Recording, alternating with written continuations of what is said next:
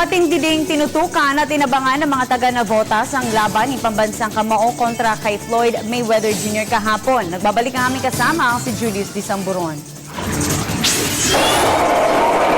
Isa na taong gulang na lalaking ito sa milyong-milyong boxing fans na nadismaya sa laban ni Manny Pacquiao matapos siyang talunin ni Floyd Mayweather Jr. Ayon sa Ginoo, sa kabila ng naging resulta ng laban ni Pacman ay nananatili pa din siyang nakasuporta at magmamalaki sa karangal at tagumpay na ibinigay ni Pacquiao sa ating bansa sa lahat ng kanyang naging laban. Nagdaya tayo. Nagdaya. Gusto niyo pa ng isa pa? Sa panlaban? Oo, isa pa.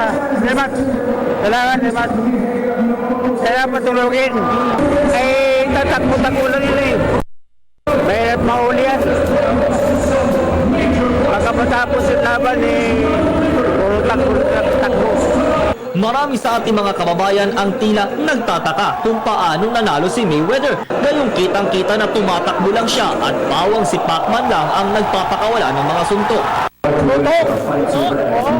Batang Las Vegas si Mayweather. Ano ba na rematch? Oo, kailangan may rematch. Naniniwala silang nadaya si Pacman at naluto ang laban. Daya eh. Daya. Dapat madaya. Nadaya. Ayos lang yun.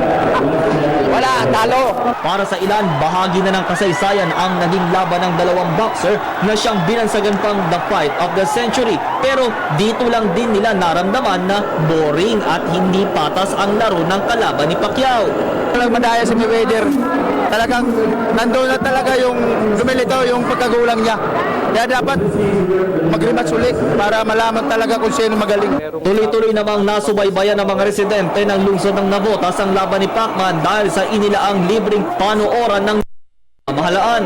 Alam naman natin na bawat laban ni Pacquiao ay talagang sinusubaybayan ng ating mga kababayan. Kaya every time na merong laban sa ating pambansang kamao, kami ay nagpe-pay-per-view para bigyan ng kasiyahan naman ng ating mga Navoteño para masaksihan nila kung paano ipaglaban ni Pacquiao